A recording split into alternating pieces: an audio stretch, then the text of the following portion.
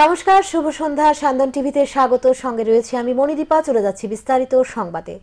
4 থেকে 5 মাস ধরে রেশন না পাওয়ায় ধর্মনগর পল্লী মঙ্গল প্যাক্সের গ্রামবাসীর সড়ক অবরোধ করল শনিবার। শেষ পর্যন্ত নড়ে চড়ে বসল মহকুমা প্রশাসন। আধিকারিকের আশ্বাস পেয়ে অবরোধ মুক্ত হয়।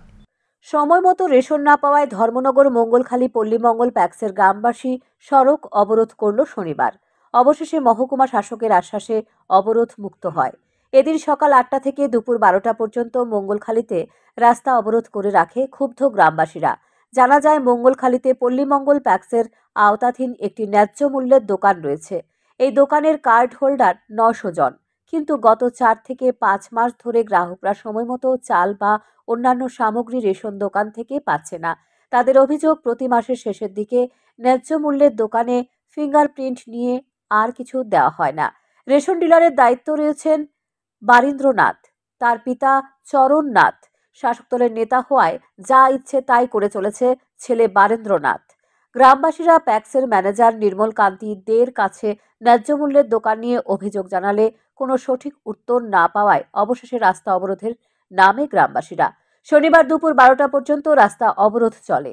খবর পেয়ে এলাকায় ছুটে যায় ধর্মনগরের মহকুমা ম্যাজিস্ট্রেট শ্যামজয় জমাতিয়া, ডিসিএম সঞ্জয় আচার্য এবং ফুড ইন্সপেক্টর সহ পুলিশ প্রশাসনের কর্মকর্তারা। সেখানে গ্রামবাসীদের সাথে আধিকারিকদের কথাবার্তার পর গ্রামবাসীরা আশ্বাস পেয়ে রাস্তা অবরোধ মুক্ত করে। আধিকারিকগণ জানান, এখন থেকে প্রতি মাসে ন্যায্য মূল্যের দোকানে গ্রাহকরা সঠিক সময়ে সরকারি দ্রব্য সামগ্রী পাচ্ছে কিনা তা নিয়ে পর্যবেক্ষণ করা হবে। এই মাসে মঙ্গলখালী ন্যায্য মূল্যের দোকানে শুধু একটা নোটিশ লাগিয়ে দেওয়া হয়েছে যে সেলসম্যানের অসুবিধার কারণে জানুয়ারি মাসের ন্যায্য মূল্যের দোকানের সামগ্রী কৃষ্ণপুর ন্যায্য মূল্যের দোকান থেকে দেওয়া হবে। সবে মিলিয়ে রেশনে আওয়ার পরে 2 থেকে 3 ঘন্টা লাইনে দাঁড়ানি লাগে। আমরা রেশন পাই, এরপরেও মানুষের কিছু মাতে না। আজকে 2 মাস হয়েছে রেশন আওয়ার পরে চাউল মিলে না, ডাইল মিলে না। এটা টাইম বিটালই আছে, এটা প্লাস এটা এইটা যে টাইম যে ফায়ার আছে 2 মাস ধরে পাবলিকে যে মাল হয় না, এটা তো দেখার বিষয় আছে। আমরা তো অফিসিয়ালি আমরা কোনো জানেন, আমরা তো দানের প্রোগ্রামে থাকি, ব্যস্ত হয়ে আছি না। ব্যাপারটা হচ্ছে তারা তো অনেক এলিগেশন আছে, তারাতে ফিঙ্গারপ্রিন্ট রাখা হইতাছে, মাল নেয় না, টাকা রাখা হইতাছে, কিন্তু মাল পাইতাছে না। বা ফাইন তোমার সাথে যে মাল রাখছে ফিঙ্গার দিতে মাল বুঝা দিতে পারে, ফিঙ্গারপ্রিন্ট দিয়ে সেটা মাল জানা, এটা তো সামনে তারারে একটা সময় দেন। প্রথম কথা হচ্ছে ছোট ছোট বাচ্চা লইয়া রেশনে গিয়া দাঁড়াইয়া কৃষ্ণপুর এখানে আনতো। আমরা একটাই দাবি, আজকে আমরা চাউল এই রেশনে আজকে তাই চাউল দেব। আমরা রেশনে প্রধানকে ফোন করতে, প্রধান একটা নোটিশ লাগাইছি ডিলার ব্যক্তিগত স্বার্থ মানে কারণে রেশন বন্ধ থাকবো মানে এখান দিয়ে আনতো গিয়া তোর ব্যক্তিগত কারণ থাকতে পারে, এতে সরকারি রেশন চুক্তি বন্ধ কেলে সাইনবোর্ড মারা তো দেখেন না। এখন দেখার বিষয়, সঠিক সময়ে রেশন সামগ্রী তাদের ভাগ্যে জোটে কিনা। তবে প্রশাসনিক আধিকারিকদের পর্যবেক্ষণের অভাবে এই ধরনের হয়রানির শিকার হতে হয়েছে গ্রামবাসীর। এদিকে গুরুত্ব দেওয়ার জন্য গ্রামবাসীর দাবি। সান্দন টিভি। হৃদয় নিয়ে যাওয়ার সময় স্বামীর হাতে আটক। পরে হৃদয়কে পিটিয়ে রাস্তায় তক্তা করল গৃহবধূর স্বামী। পুলিশ এসে সকলকে আটক করে থানায় নিয়ে যায়। ঘরে স্বামী সহ সন্তান ফেলে অবৈধ প্রেমিকের হাত ধরে পালিয়ে যাওয়ার পথে বিশালগড় অফিস টিলা হাসপাতাল সংলগ্ন এলাকায় স্বামীর হাতে আটক স্ত্রী সহ স্ত্রীর অবৈধ প্রেমিক। ঘটনা শনিবার দুপুর 1:30 নাগাদ। এই ঘটনা ঘিরে আগরতলা সাব্রম জাতীয় সড়কে মহিলার স্বামী সহ অবৈধ প্রেমিকের মধ্যে সংঘর্ষ। ঘটনার খবর পেয়ে ছুটে আসে বিশালগড় থানার পুলিশ। ঘটনাস্থলে পুলিশ ছুটে এসে মহিলার স্বামী সহ অবৈধ প্রেমিককে আটক করে থানায় নিয়ে যায়। উক্ত ঘটনায় তীব্র উত্তেজনা ছড়িয়ে পড়ে গোটা হাসপাতাল চত্বর এলাকায়। জানা যায়, বিশালগড় ধ্বজনগর এলাকার এক গাড়ি চালকের স্ত্রী দীর্ঘদিন বাড়িতে স্বামীর অবর্তমানে এলাকার 2 সন্তানের বাবার সাথে ভালোবাসার সম্পর্কে জড়িয়ে পড়ে। শনিবার ভালোবাসার টানে ঘরের স্বামী সহ সন্তান ফেলে অবৈধ প্রেমিকের সাথে পালিয়ে যাওয়ার পথে স্বামী টের পেয়ে যায়। সাথে সাথে বিশালগড় মহকুমা হাসপাতাল চত্বরের সামনে স্ত্রী সহ অবৈধ প্রেমিককে আটক করে, যা নিয়ে রীতিমতো মহিলার স্বামী সহ অবৈধ প্রেমিকের মধ্যে শুরু হয়ে যায় সংঘর্ষ। পরবর্তী সময়ে উক্ত ঘটনা দেখতে পেয়ে আগরতলা সাব্রম জাতীয় সড়কে জড়ো হতে থাকে এলাকার জনগণ। খবর দেয় পুলিশকে। পুলিশ ঘটনাস্থলে ছুটে গিয়ে সকলকে আটক করে নিয়ে আসে থানায়। গৃহবধূর স্বামী জানায়, অভিযুক্ত যুবক অর্থাৎ তার স্ত্রী অবৈধ প্রেমিক বিশালগড় চন্দননগরের বাসিন্দা। সে হৃদয় বলে পরিচিত। গৃহবধূর স্বামীর আরও দাবি, এই বিষয় নিয়ে তার শ্বশুরবাড়ির লোকজনেরা অবগত রয়েছে। আজও এই বিষয়ে মীমাংসা হয়েছে বলে জানান। দীর্ঘ 8 থেকে 9 মাস ধরে সে তার স্ত্রীর সাথে অবৈধ প্রেম করে আসছিল। সেই যুবকের নাম হৃদয়। তো আমি মিটুকে মানে সাহেব তারা জানা রাখছি, তার মা বাবারও জানাইছি, সবাই জানা রাখছি, তার লোক কোনো পরিচয় রাখতো না, তো কোনো কথা কইতো না, ঠিক আছে। তো কথা যদি কইতো না, একবার ভুল করছে, আমার ডাউট হয়েছে, তার লোক কোনো পরিচয় নেই, কথা কইতো না। আর মা বাবারও আমি ফোন করছি যে হসপিটাল আইব, আমি টাকা দেবো, আমি হসপিটালের সামনে আইম, ঠিক আছে। আইসে যে হসপিটালের টাকা দিতে আমি তেল লোক আইসে খবর হয়েছে, আমি লগে লগে আগরতলাতে হসপিটালের সামনে আইসি, ঠিক আছে। আইসে তে এতক্ষণ বাইকে বই আসলো, গিয়ে সে তার লোক বেরিয়েছে বাইরে না, তার বাবার জানাইছি, আমার বউর সাথে আর কেতে বেরিয়েছে। তারপরে আমি আমার শ্বশুরবাড়ি ফোন করছে, আমার শাশুড়ি দিকে না তাই এক লাগেছে, তেল লোক আইসে না। মানে তোমরা তারা দুজনের সাথে কোনো ঝামেলা হয়েছিল? আগে ঝামেলা হয়েছে বলতে তারা আজকে মনে করেন 3-4 মাস ধরে আছে না রিলেশন, ঠিক আছে। এরপর থেকে এর বউর আছে না মিথ্যা কথা কইছে, বাবরে তাড়া দিছে, আর বউরে তে অন সিঙ্গেল তাই বাচ্চাটা সব দিয়ে মারা দিছে। কি নাম হ্যাঁ এর নাম হৃদয়, কোনখানে বাড়ি? বাংলাদেশ। তার বাবার ভাই তো জানাইছে কইছে যেটা হইছে আর কোনোদিন কথা কইতো না। আর মা মা ভাইটাই আমার বুঝতেছে, ঠিক আছে, যেটা কইছে আর এর কাছে মোবাইলে দিত না, কথা কইতো না। আজকে 3-4 দিনের ভিতরে মানে কথা গিয়া বাবরতে বাড়িতে আইব, মিটু সাহেব ভাইয়ের কাল রাত্রে অব্দি কথা হইছে। আজকে সকালে ডাক্তার দেখাইতে হবে, আজকে শনিবার। আজকে সকালে আমি আইসে দিই এমন আর বাবার বাড়ির লগে তো মানুষ ফোন করে আনছি, আর বাবার বাড়ির লগের মানুষ আই না আমি রেডি রাখছি যে সত্যি বাবার নেই। তো আর বাবারে তোমার ওয়াইফের সাথে কি এই হৃদয় যে ছেলেটা আগে কি কোনো মানে ঝামেলা বা বিচার কি হয়েছিল? বিচার হয়েছে না, আমি মানুষ জানাইছি, আমি যেটা জানার পর আমার শাশুড়ি টাশুড়ি তারা জানাইছি, চাইছি আমি মানে কারোর না জানি এটা শেষ করার লেগে, মানুষ শুনলে বন্ধ করব। দেখছি এটার ভিতরে শেষ হইতেছে না। আজকে কি হয়েছে, কি অবস্থা? আজকে হ্যাঁ আমারও কইছে যে ডাক্তার সাহেব সিঙ্গেল আইব, আমার ফোন করলাম, টাকা দিয়ে দিতাম, ডাক্তার দেখাইব। তারপরে হ্যাঁ এসেরা হ্যাঁ ফোন করে এসেরা একসাথে হয়েছে, একসাথে হ্যাঁ ডাক্তার এসে লই আইছে। মানে তুমি নিয়ে আইছো না তোমার? না হ্যাঁ নিয়ে আইছে, আমার কাছে কইছে সিঙ্গেল বলাইছে। তো আমি আইছে যে হ্যাঁ বেরে এক লোক বেরিয়েছে। এরপরে যে আমি এর বাবুর ফোন করো না সিঙ্গেল বলাইছে। ঘটনায় কি চাও তুমি এখন? আমি চাই তারা দুজনের সত্য বিশ্বাস হয়। আমি চন্দননগর বাড়ি করছি। চন্দননগর বাড়ি করছো তুমি? বউ কো তোমার? আমার বউ বাবার বাড়িতে, বাবার বাড়িতে কি করে পাঠাইছো? হ্যাঁ বেড়াতে গেছে না, বিচার বইয়া পাঠাইছে। এখনকার বউ নিয়ে আইছো? এখন আমার জেঠা নিয়েছে, আমি জেঠা হসপিটাল আছে, আমি রাস্তা লাগ পাইছি আউনে। হ্যাঁ আমার কইছে আমি যাবেন কই, কইছে তো হসপিটাল যাব। তোমার জেঠা? হ্যাঁ তো আমি কইছি হসপিটাল যাবেন, তাহলে আমি আইছি হসপিটাল। তারপর কি লাগে জেঠা তো জেঠা? হ্যাঁ তো জেঠা আমার জেঠা তোর ঘরবাড়ির ভিতরে আছে। এই দাঁড়া তোর ঘরবাড়ি তোর জেঠা সত্যি ভিতরে তোর জেঠা ভিতরে তাইতো বইনে না। গৃহবধূর দাবি, সে ছোট বোনের স্বামীর সাথে ডাক্তারের কাছে যাওয়ার সময় এই ঘটনা সংঘটিত হয়েছে। তবে গৃহবধূর স্বামীর দাবি, গৃহবধূ কোনো বোন নেই, তার সাথে পালিয়ে যাওয়ার চেষ্টা করেছিল। স্থানীয়রা হৃদয় এবং গৃহবধূর বিরুদ্ধে শাস্তির দাবি তুলে। স্যান্দন টিভি। অটো চালকের রহস্যজনক মৃতদেহ উদ্ধার রাজধানীর লঙ্কামুড়া ব্রিজ সংলগ্ন এলাকায়। মৃত ব্যক্তির নাম বিমল দেবনাথ। মৃত ব্যক্তির ছেলে জানায়, শুক্রবার রাতে 8টা নাগাদ বাড়িতে তার পিতা বিমল দেবনাথ ফোন করে জানায় তিনি বাড়ি ফিরে স্নান করার জন্য গরম জল করে রাখতে। যথারীতি গরম জল করে রাখার পরেও রাত 10টা পর্যন্ত বাড়ি না ফিরে আসায় ফোন করলে মোবাইল সুইচ অফ পায়। তারপর বহু খোঁজাখুঁজি করে মৃতদেহ পায়নি পরিবারের লোকজনেরা। খবর দেওয়া হয় পুলিশকে। পুলিশ মৃতদেহ উদ্ধার করে ময়নাতদন্তের জন্য মর্গে পাঠায়। মৃত ব্যক্তির ছেলের দাবি, পার্শ্ববর্তী বাড়ির এক ব্যক্তির সাথে তাদের ঝগড়া ছিল। কিছুদিন আগে তার পিতাকে প্রাণনাশের হুমকি দিয়েছিল। তাই ঘটনা তদন্ত হলে মৃত্যুর কারণ বের হয়ে আসবে। মৃতদেহ ময়নাতদন্তের পর পরিবারের হাতে তুলে দেওয়া হয়।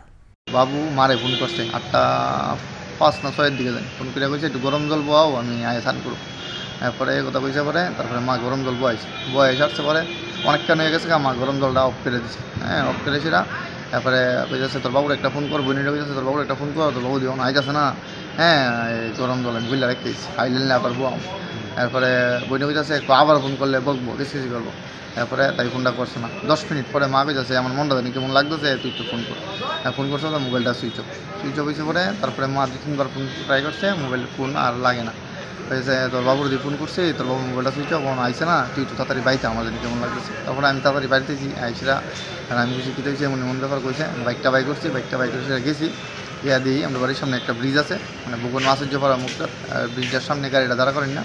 আর আইতে ফেস্ট লাইটটা আনছে কইছি। পরে ফেস্ট লাইট আনছে, আইনের ফেস্ট লাইটটা টিপা দিই, মানে ব্রিজের মধ্যে ঠিক আছে। এরা যদি উপরের থেকে পরে তাহলে এত ভিতরে যাইতো না কোনোভাবে। এটা ব্রিজের মধ্যে এমন মনে করেন এমনি এমনি রয়েছে মাথাটা এই জায়গাটা টুপিটা দেওয়া যেতেছে সোয়েটারে। তারপরে আমি বলেছি ওই তো বাবু টুপিটা, তারপরে আমার কাছে একটা বাস আসতো, বাসটা দিয়ে আমি টাইনা আনছি, আইনা উড়াইছি, উড়াই সেটা দিই বাবু ঠান্ডা একদম হয়ে রয়েছে। ঠাকুর গাড়ি দেওয়ার লগে লগে জীবিত আনছি, ইসিজি করছে করে সেটা করেছে ভগবান। আমরা বিল্ডিং উঠাইছি পরবর্তী থেকে এরার লগে একটু রেশা বেশি, ঠিক আছে। কদিন পরে পরে এরা মানে মটট খাইছি, বোতল টুতল ফালা আমরা ঘরের পিছনে, বাবু তাহলে কেসকিসি টেসকিসি করতো, তারপরে ঘরের টিনের তালে জাল দিত, ওই তালে হয়েছিলাম মানে কেসকিসি টেসকিসি হয়েছে আর কি। কয়েকদিন আগে একটু কেসকিসি হয়েছে কথা হ্যাঁ কইছে আর কি ডাইরেক্ট বাবুরে যেমন এমন ব্যাপার, তোর আর বেশি দিন নাই, এই কয়েকদিন হয়েছে কাজটা হয়েছে, তোর আর ডাইরেক্ট এমনি কইছে এমন এমন তোর আর বেশি দিন নাই, তোর এবার ফালাই দিন। পর্দা পাওয়া গেছে, একটা মদের বোতল পাওয়া গেছে, 2টা গ্লাস পাওয়া গেছে, আর একটা স্কপের ডাব্বা পাওয়া গেছে। কি মনে হয় সঙ্গে কি কেউ আসছিল? মানে এটা নিশ্চয়ই মনে হয় খায়াটা এসে এই কাজটা করছে আর কি, ঠিক আছে। একটা মদের বোতল, 2টা গ্লাস আর একটা স্কপের বোতল। শনিবার প্রদেশ বিজেপি কার্যালয়ে এক মিডিয়া ওয়ার্কশপের আয়োজন করা হয়। উপস্থিত ছিলেন সর্বভারতীয় বিজেপির মুখপাত্র ডাক্তার অজয় অলোক, প্রদেশ বিজেপি সভাপতি রাজীব ভট্টাচার্য সহ অন্যান্যরা। সর্বভারতীয় মুখপাত্র ডক্টর অজয় অলোক বলেন, লোকসভা নির্বাচন আসন্ন। আজকে জেলা প্রবক্তা এবং মোর্চার প্রবক্তাদের নিয়ে আলোচনা হয়েছে। আগামী দিনে কিভাবে জনগণের কাছে আরও বেশি করে পৌঁছানো যায় তার জন্য আলোচনা হয়েছে। বিশেষ করে গ্রাম ও পঞ্চায়েতে কিভাবে পৌঁছানো যায় তা নিয়েও সংগঠনের নেতৃত্বদের বলা হয়েছে। আসন্ন লোকসভা নির্বাচনে ত্রিপুরাকে ভারতীয় জনতা পার্টি অত্যন্ত গুরুত্ব সহকারে দেখেছে, কারণ উত্তর পূর্বাঞ্চলের মধ্যে মুখ্য ত্রিপুরা। সারা দেশেই এই ধরনের ওয়ার্কশপ অনুষ্ঠিত হচ্ছে। যেসব রাজ্যে ডাবল ইঞ্জিনের সরকার রয়েছে সেই সব রাজ্যে বিজেপি আরও বেশি করে গুরুত্ব দিয়ে চলেছে। কোনোভাবেই লোকসভা নির্বাচন আসন হারাতে চাইছে না শাসক দল, তাই পাখির চোখ করে সর্বভারতীয় নেতৃত্ব ডাবল ইঞ্জিন সরকারের রাজ্যগুলিতে গুরুত্ব দিয়ে চলছে। भारतीय जनता पार्टी के द्वारा हर प्रदेश में एक मीडिया वर्कशॉप का आयोजन किया जा रहा है। इसके तहत हम अपने सारे जिला के प्रवक्ता, मंच मोर्चाओं के प्रवक्ताओं को मिल के बैठ के बात करेंगे कि ज़्यादा से ज़्यादा जनता के पास हम कैसे पहुंच सकें, और मोदी जी की जो नीति है जिससे देश चल रहा है, प्रदेशों की व्यवस्था बदल रही है, वो हम कैसे पहुँचाएँ। इस मीडिया वर्कशॉप का मुख्य मुद्दा ये भी है कि लोकसभा चुनाव के अंतर्गत हम गाँव और पंचायतों तक अपनी पहुँच कैसे बनाएं, सजगता कैसे बढ़ाएं, सोशल मीडिया और मीडिया में समन्वय कैसे स्थापित हो, और अपनी बात हम ज्यादा से ज्यादा जनता तक कैसे पहुंचे। মদমত্ত অবস্থায় দ্রুত গতিতে বাঁক নিতে গিয়ে নিয়ন্ত্রণ হারিয়ে দুর্ঘটনায় কবলে পড়ে TR03E4034 এর নম্বরের একটি অটো গাড়ি। ঘটনা নতুন বাজার থানাধীন চেলাগাং মুখ পদহম পাড়ায়। ঘটনার বিবরণে জানা যায়, অনুষ্ঠান থেকে ফেরার পথে গাড়ি চালক মদমত্ত অবস্থায় একটি গাছের সাথে সংঘর্ষে বাধে। এতে গুরুতরভাবে আহত হয় 2 জন। গাড়ি চালক ঘটনাস্থল থেকে পালিয়ে যায়। পরবর্তী সময় এলাকাবাসী যতনবাড়ি দমকল কর্মীদের খবর দিলে দমকল কর্মীরা ঘটনাস্থল থেকে আহতদের উদ্ধার করে নতুন বাজার গ্রামীণ হাসপাতালে নিয়ে যায়। তার মধ্যে 2 জন ইনজুরি, একজন মাইল্ড, আরেকটা মোটামুটি সিভিয়ার ইনজুরি। দুইটি দান পাইয়ে 3টা সিটি দিতে হয়েছে। স্যার এখন নতুন বাজার সামাজিক স্বাস্থ্য কেন্দ্রে আছে। আপাতত একজনকে আজকে একদিনের জন্য অ্যাডমিশন করে কালকে সকালে ছেড়ে দেওয়া হবে। স্যার আপনারা 2 জন চালাগাঙ্গে ধনেশ্বর পাড়া থেকে ফেরার পথে পদাহাম পাড়াতে অ্যাক্সিডেন্ট হয়। তারা অমরপুরের বিবারাম পাড়াতে বাড়ির ওই গ্রামে শ্রাদ্ধ অনুষ্ঠান থেকে বিবারাম পাড়াতে ফিরছিল, অমরপুরের বিবারাম পাড়া যতনবাড়ি ফায়ার সার্ভিস। আমার নাম ডক্টর মিলন ভট্ট জমাতিয়া, বারবার চিকিৎসক। সর্বভারতীয় কংগ্রেস ত্রিপুরা কংগ্রেসকে তেমন গুরুত্ব না দিলেও লোকসভা নির্বাচনকে পাখির চোখ করে নামতে চাইছে কংগ্রেস। সম্প্রতি প্রদেশ কংগ্রেস কমিটির পূর্ণাঙ্গ কমিটির ঘোষণা হওয়ার পর এবার ম্যানিফেস্টো কমিটি এবং জেলা ভিত্তিক দায়িত্বপ্রাপ্তদের নাম ঘোষণা করা হয় শুক্রবার। শনিবার দলীয়ভাবে সংবাদ মাধ্যমের প্রকাশ্যে আনা হয় নতুন কমিটি। ম্যানিফেস্টো যে কমিটি গঠন করা হয়েছে তাতে চেয়ারম্যান হিসেবে রয়েছেন মানিক দেব, বাকি 7 জন রয়েছেন সদস্য। পাশাপাশি দল ভেবে চিনতে জেলার দায়িত্ব নিয়োজিত করেছে। ধর্মনগর জেলার সাধারণ সম্পাদক হয়েছেন তরুণ সাহা, সম্পাদকগণ ইন্দ্রজিৎ পাল ও শিখাদেব পাল। কৈলাসহর জেলার সাধারণ সম্পাদক করা হয়েছে আব্দুল বচিত চৌধুরী। সম্পাদকগণ সত্যবান দাস, চয়ন ভট্টাচার্য। আমবাসা জেলার সাধারণ সম্পাদক হয়েছেন শব্দকুমার জমাতিয়া, সম্পাদক কিপেন রায়। তেলিয়ামুড়া জেলার সহসভাপতি হয়েছেন মদন সাহা, সম্পাদক হয়েছেন তাপস দাস এবং কার্তিক দেবনাথ। সদর জেলার সাধারণ সম্পাদক হয়েছেন প্রশান্ত সেন চৌধুরী, সম্পাদক হয়েছেন রাধেশ্যাম সাহা। বিমল বর্মন, সঞ্জীব সূত্রধর এবং শান্তিপ্রিয়া ভট্টাচার্য। বিশালগড় জেলার সাধারণ সম্পাদক হয়েছেন দিলীপ কুমার দেব, সম্পাদকগণ জয়দীপ রায় বর্মন এবং মালবিকা পোদ্দার। সোনামুড়া জেলার সহসভাপতি হয়েছেন এস এম দাস, সম্পাদক হয়েছেন রোশেন আলী, সুব্রত সরকার। উদয়পুর জেলার সহসভাপতি হয়েছেন অশোক দেববর্মা এবং সম্পাদক হয়েছেন মৈত্রী দেব। সম্পাদকগণ কমল দেওয়ার ও সঞ্জীব ভট্টাচার্য। বিলোনিয়া জেলার সহসভাপতি হয়েছেন শঙ্কর মল্ল, সাধারণ সম্পাদক হয়েছেন বিমল কর এবং সম্পাদক হয়েছেন বাবুল মজুমদার। উল্লেখ্য, নয়া কমিটি ঘোষণার পর দলীয়ভাবেও কিছুটা কোন্দল সৃষ্টি হয়েছে, কিন্তু গত বিধানসভা নির্বাচনে দলের খারাপ ফলাফল দেখে অসন্তুষ্ট সর্বভারতীয় কংগ্রেস নেতৃত্ব, যাদের হাতে আজ কংগ্রেস দল রাজ্যে রয়েছে, তাদের উপর ভরসা করে প্রদেশ কংগ্রেস সভাপতি বীরজিৎ সিনহাকে সরানো হয়েছিল। কিন্তু কাজের কাজ কিছুই হয়নি। তিনটি আসন নিয়ে কংগ্রেস শূন্যে হাত নাড়ছে। ভবিষ্যতে কি জানা নেই দলের কর্মীদের, পাশে নেই বড় একটা যুব অংশ। আজও গাছে গাছে পেশা টিকিয়ে রাখতে আপ্রাণ চেষ্টা গাছের। এই দৃশ্য ক্যামেরায় ধরা পড়ল কাকরাবন সুরেন্দ্রনগর এলাকায়। মাঝে আর একদিন, সোমবার পৌষ সংক্রান্তি। পিঠেপুলির জন্য প্রয়োজন হয় লালি এবং খেজুরের গুড়ের। গাছিরা কোমরে দড়ি বেঁধে খেজুর গাছে উঠে গেছে রস সংগ্রহ করার জন্য। হাতের ধারালো কাঁচি দিয়ে গাছের বিশেষ অংশ কেটে সেখানে হাঁড়ি বসিয়ে রস সংগ্রহ করেন তারা। আপাতভাবে সহজ মনে হলেও সুস্বাদু খেজুরের গুড় বা লালি তৈরি করা মোটেও সহজ কাজ নয়। বিশেষভাবে নির্মিত চুলায় নির্দিষ্ট সময় ধরে আঁচ দিয়ে তৈরি হয় গুড় বা লালির রস। এজন্য দরকার হয় প্রচুর লাকড়ি, যা কিনা ব্যয়সাধ্য। এক কথায় পরিবারের প্রাচীন পেশা টিকিয়ে রেখে জীবনযাপন করা এক প্রকার অসম্ভব হয়ে পড়েছে। এ কাজ তারা 2 বা 3 মাস করে, বাকি সময় অন্য পেশায় যুক্ত থেকেই বাঁচতে হয়। অকপট জানালেন প্রায় 3 দশকের গাছি জগবন্ধু দেবনাথ। কাকরাবন সুরেন্দ্রনগরের বাসিন্দা জগবন্ধু আর তার মা হেমলতা দেবনাথ মিলে চালিয়ে যাচ্ছেন এই পারিবারিক পেশা। তাদের কথায়, যে পরিশ্রম এবং খরচ করে গুড় বা লালি তৈরি করা হয়, তা থেকে বেশি পয়সা রোজগার করা এক প্রকার দুঃসাধ্য হয়ে উঠেছে। তবুও ঐতিহ্যের টানেই এ কাজে জুড়ে আছেন বলে জানান। পরিবার প্রতিপালন করে দ্বাদশ শ্রেণীতে পাঠরতা মেয়ে রেশমি এবং 10ম শ্রেণীতে পাঠরত ছেলে অঙ্কুরের পড়া চালিয়ে যাওয়া অসাধ্য বলেই জানালেন জগবন্ধু। আগামী দিনে কি করবেন? দীর্ঘ সময়ের এই পেশা আজ অনেকটাই বন্ধের পথে। তথ্য দিয়ে জানালেন, বহু অঞ্চলে খেজুর গাছ থাকলেও অনিশ্চিত পেশায় আসতে চাইছে না নতুন প্রজন্ম। আগামী দিনে গাছিরা থাকবেন না, নাকি অবলুপ্ত হয়ে যাবে, তা অবশ্য তারা বলতে পারছেন না। বাড়ি কোন জায়গা? বাড়ি কাকরাবন মোটর স্ট্যান্ড। কি ব্যবসা করে? ব্যবসা করি আমি খেজুর গাছের লালি বাটালি খেজুরের রস বিক্রি করে সংসার চালাই। তারপর আমার বৃদ্ধা মা, তার ওষুধপত্র এটা দিয়ে বহন করতে লাগে, ছেলেমেয়ের পড়াশোনা এটা দিয়ে আমার বহন করতে লাগে। খেজুরের গুড়ের উপর নির্ভর হয়, বিশেষ করে 2-2.5 মাস 3 মাস রুইছে একটা, এটা দিয়ে আমরা একটা মোটামুটি সংসারটা চালাই। কষ্ট হয়, 60টা গাছ কাটতে আসে, কষ্ট হয়। যদি আমাদের আজকাল দিন তো নাই, তা বন্ধ হয়ে গেছে গা, তবু কষ্ট করে আমরা সংসারটা চালাই রাখতেছি। এটার মধ্যে সরকার যদি আমাদের একটু সাহায্য হাত বাড়িয়ে দিত, তাহলে আমরা আর বিরাট উপকৃত হইতাম, গাছ আরও বাড়াতে পারতাম। তবে ভবিষ্যৎ অনিশ্চিত, একথা জেনেও খেজুরের গুড় বা লালি তৈরি করে যেতে চায় জগবন্ধু ও হেমলতা দেবী। স্যান্দন টিভি। শুক্রবার রাতে বাগবাসা থানাধীন নোয়াগাঁও এলাকায় একটি ডাম্পার গাড়ি এবং এক বাইকের মুখোমুখি সংঘর্ষ হয়। সংঘর্ষের পর 2 জন বাইক আরোহীকে ধর্মনগরে উত্তর জেলা হাসপাতালে নিয়ে আসা হয়। সেখানে 15 থেকে 20 মিনিট মৃত্যুর সঙ্গে পাঞ্জা লড়ার পর দুজনেই মৃত্যুর কোলে ঢলে পড়ে। ঘটনার বিবরণে জানা যায়, জাতীয় সড়কের উপর বাগবাসা থানা এলাকায় নোয়াগাঁও দিয়ে একটি ডাম্পার গাড়ি TR05D1806 আগরতলা থেকে চুরাইবাড়ি অভিমুখে যাচ্ছিল।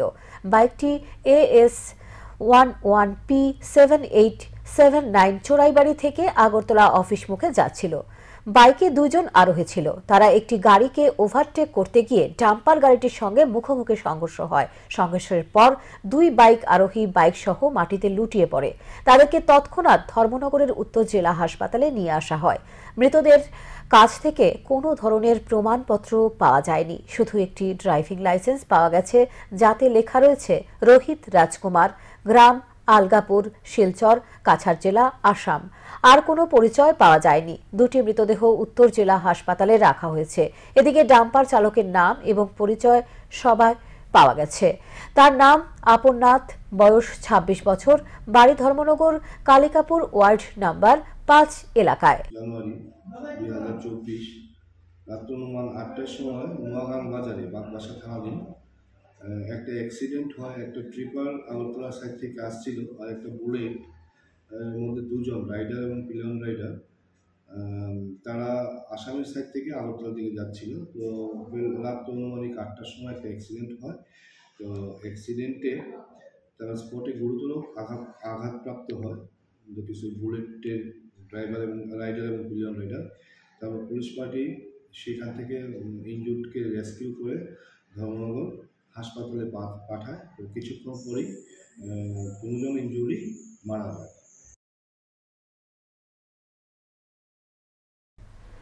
বিধায়ক ভগবান দাস বিজেপি ত্রিপুরা রাজ্য কমিটির সাধারণ সম্পাদক হবার পর প্রথমবার শনিবার দুপুরে কৈলাসহরের ঊনকোটি জেলা কমিটির অফিসে জেলাভিত্তিক এক সাংগঠনিক বৈঠকে মিলিত হন।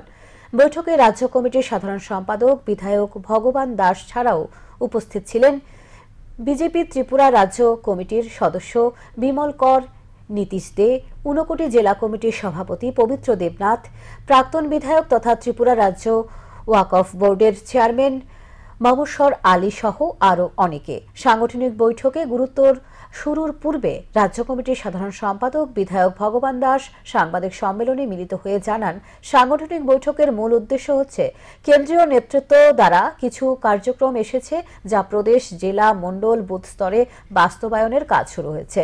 তারই অঙ্গ হিসেবে আজকের বৈঠক ডাকা হয়েছে। ভগবান দাসকে সাধারণ সম্পাদক নির্বাচিত করায় তিনি রাষ্ট্রীয় সভাপতি, প্রদেশ সভাপতি, মুখ্যমন্ত্রী, লোকসভার সাংসদ প্রতিভা ভৌমিককে ধন্যবাদ জ্ঞাপন করেন। ভারতীয় জনতা পার্টি ঊনকোটি জেলার যে 5টি মণ্ডল, সেই 5 মণ্ডলের আমাদের মণ্ডল সভাপতি সহ যারা পদাধিকারী রয়েছেন এবং জেলা স্তরের, রাজ্য স্তরের নেতৃত্ব সবাইকে নিয়ে সাংগঠনিক বৈঠক আমরা কৈলাসহর আমাদের দলীয় কার্যালয়ে করতে চলেছি। এই সাংগঠনিক বৈঠকের মূল উদ্দেশ্য, আমরা ইতিমধ্যেই আলোচনা শুরু হয়েছে, আমাদের কেন্দ্রীয় নেতৃত্ব দ্বারা কিছু কার্যক্রম আমাদের কাছে এসেছে ইতিমধ্যে। সেই কার্যক্রমগুলো নিয়ে ভারতীয় জনতা পার্টি ত্রিপুরা প্রদেশ এবং আমাদের জেলা স্তর, বুথ স্তর, মণ্ডল স্তর পর্যন্ত আমরা সেই কার্যক্রমগুলো বাস্তবায়নের জন্য ইতিমধ্যেই শুরু করেছি। তারই অঙ্গ হিসেবে আজকে আমাদের এই সাংগঠনিক বৈঠক।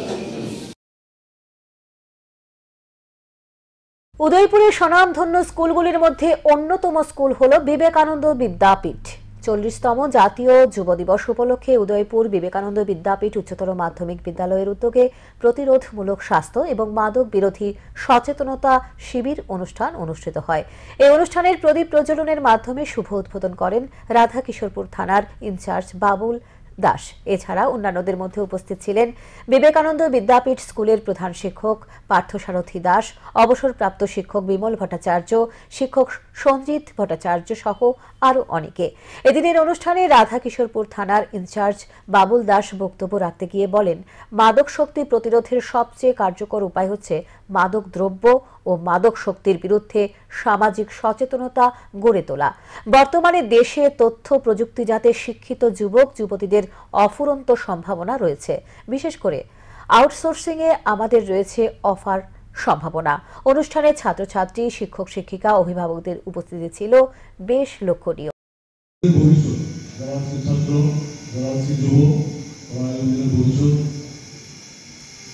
কিন্তু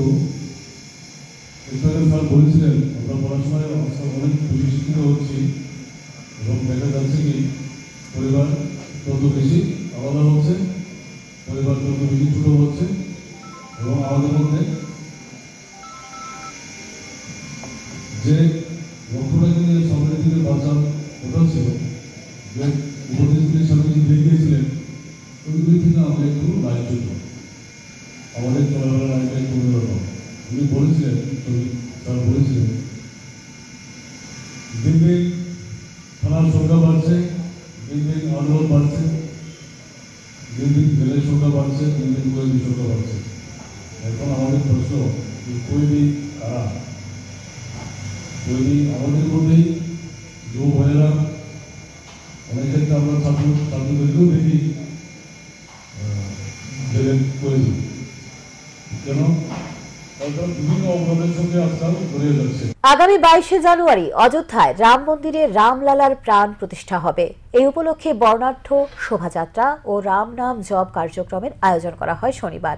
এদিন Khudiram Basu English medium school মাঠ থেকে শোভাযাত্রাটি শুরু হয়, শহরের বিভিন্ন পথ পরিক্রমা করে।